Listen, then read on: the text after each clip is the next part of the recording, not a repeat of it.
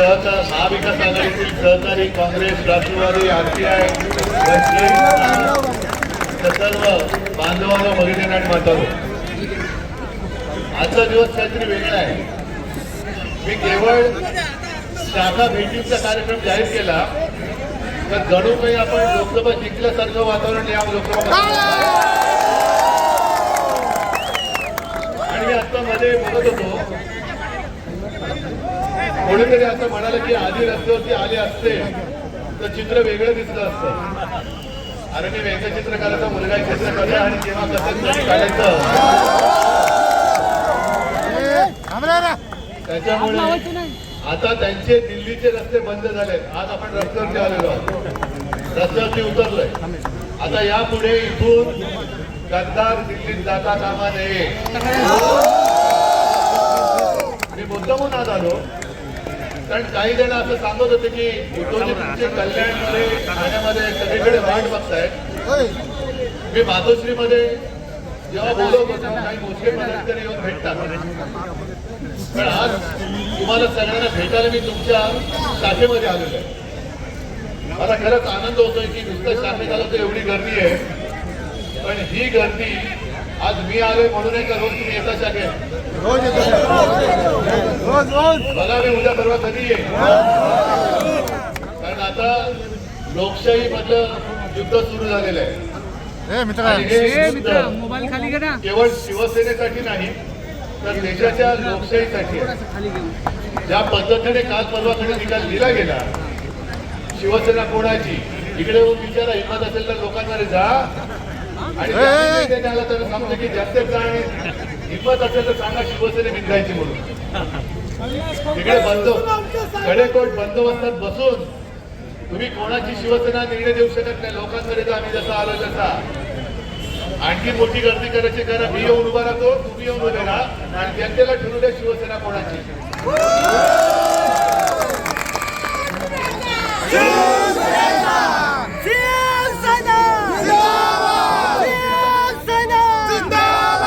साधी साधी गोष्ट आहे. राजन तुम्ही आहात तिकडे,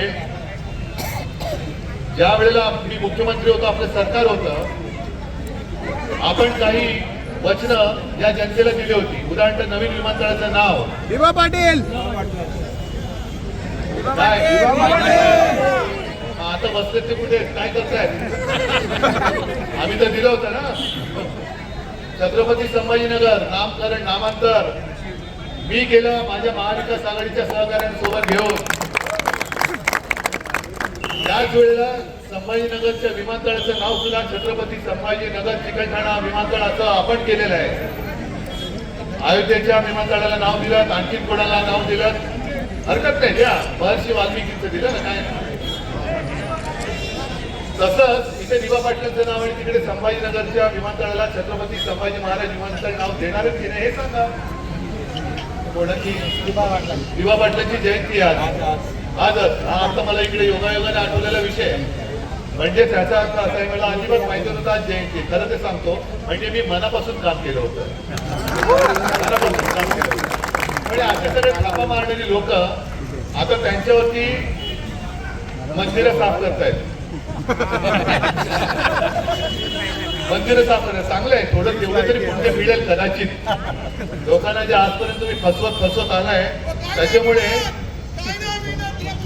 नाही मिळणार.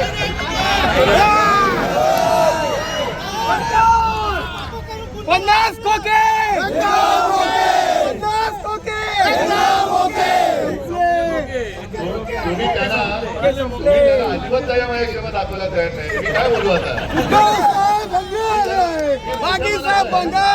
याचा अर्थ असा नाही की मी गद्दारांना पुन्हा संधी देईल, अजिबात नाही, अजिबात नाही.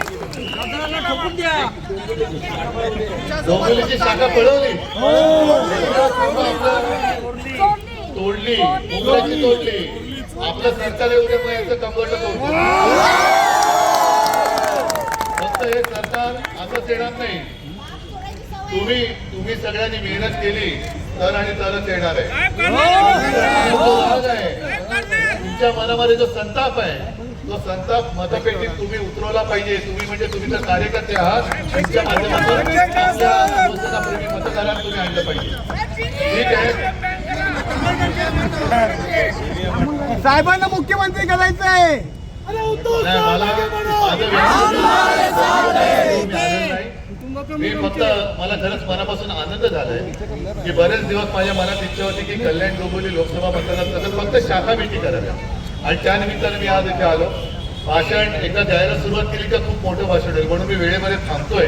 कारण 23 जानेवारीला शिवसेना प्रमुखांच्या जन्मदिनी आपण नाशिकला भेटणार आहोत आणि त्याच्या आधी 22 जानेवारीला नाशिकच्या गोदावरीच्या तीरावरती आपण आरती सुद्धा करणार आहोत. त्यावेळेला विस्ताराने माझा जे बोलायचं ते बोलेन, पण तुमचं सगळ्यांनी एक हात वरतून निश्चय करा.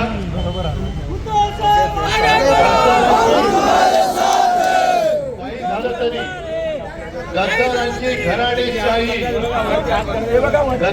घराणेशाही या शिवछत्रपतींच्या महाराष्ट्रामध्ये आम्ही गाडून टाकल्याशिवाय राहणार नाही हा निश्चय दिल्लीकडे कचरा. जय हिंद.